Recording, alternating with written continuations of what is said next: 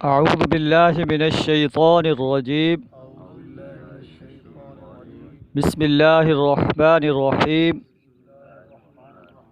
قل انی نہیت ان اعبد الذین تدعون من دون اللہ قل لا اتبع اہواءکم قد ضللت اذا وما انا من المہتدین صدق اللہ العظیم۔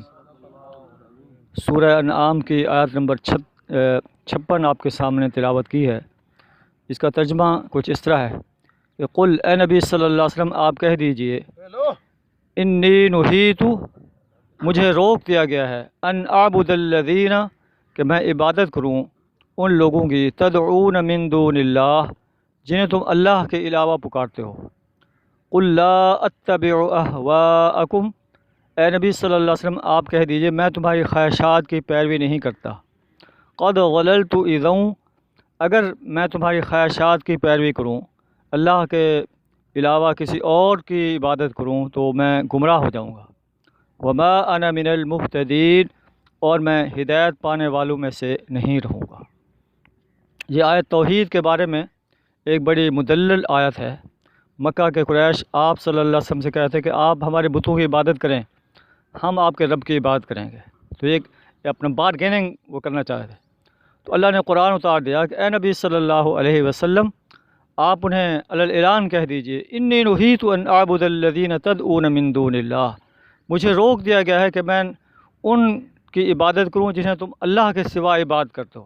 عبادت کا مطلب ہے کہ پرستش کرنا، پوجا کرنا، اطاعت کرنا، کسی کی غلامی اختیار کرنا، یہ تینوں معنی جو ہے عبادت کے اندر ہیں۔ اگر میں ایسا کروں گا تو میں گمراہ انسانوں میں سے ہو جاؤں گا اور ہدایت پانے والوں میں سے نہیں رہوں گا۔ اللہ نے تو مجھے کہا ہے کہ ان المساجد للہ یہ مساجد اللہ کے لیے ہیں، فلا تدعوا مع اللہ احدا ان میں اللہ کے ساتھ کسی اور کو نہ پکارو۔ پھر آپ کو فرمایا کہ قل انما ادعو ربی میں تو اپنے رب کو پکارتا ہوں، ولا اشرک بہ احدا اور اس کے ساتھ کسی کو شریک نہیں کرتا۔ اللہ کے ساتھ کسی کو شریک، نہ کوئی بت شریک ہے، نہ کوئی انسان شریک ہے، نہ کوئی صحابی شریک ہے اللہ کے اختیارات میں، اس کی صفات میں، نہ کوئی نبی شریک ہے۔ نبی بھی اللہ سے مانگ رہا ہے اور ولی بھی اللہ سے مانگ رہا ہے، اور بزرگ جو ہمارے ہیں جو قبروں کے اندر دفن ہیں وہ بھی ساری زندگی اللہ سے مانگتے رہے۔ اگر ہم اللہ کو چھوڑ کر ان کے آستانوں پر جا کر سجدہ ریز ہوں گے، اپنے ہاتھ پھیلائیں گے تو اللہ فرماتا ہے کہ پھر آپ لوگ گمراہ ہو جائیں گے۔ اللہ کے نبی کو جو کہا جا رہا ہے کہ اگر میں اللہ کے علاوہ کسی اور کو پکاروں قد ضللت اذا اس وقت میں گمراہ ہو جاؤں گا۔ وما انا من المہتدین اور میں ہدایت پانے والوں میں سے نہیں رہوں۔ سورہ فاتحہ میں بھی اللہ نے ہمیں یہی گائیڈ لائن دی ہے کہ ایاک نعبد کہ آپ کہہ دیجئے کہ ہم تیری ہی عبادت کرتے ہیں، تیری ہی پرستش کرتے ہیں، تیری ہی اطاعت کرتے ہیں، تیری ہی غلامی اختیار کرتے ہیں۔ وَإِيَّاكَ نَسْتَعِينُ اور تجھ ہی سے مدد چاہتے ہیں۔ عبادت بھی اللہ کی، غلامی بھی اللہ کی، پرستش بھی اللہ کی اور مدد بھی اللہ سے مانگنی ہے۔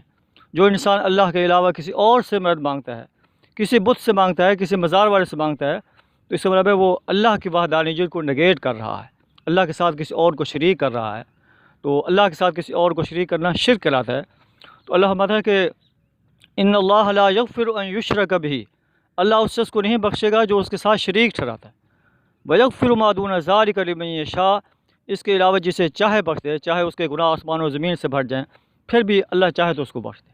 آئیے ہم قرآن کی آیات کو مد نظر رکھتے ہوئے جو ہے اپنے زندگیوں کا لاہ عمل جو ہے قرآن و سنت کے مطابق طے کریں، جو ہے اپنے زندگیوں کو جو ہے قرآن و سنت کے مطابق ڈھالنے کی کوشش کریں، اپنے اہل و عیال کو بھی قرآن کا شعور دیں، انہیں قرآن ترجمے کے ساتھ سنائیں، حدیث رسول سنائیں۔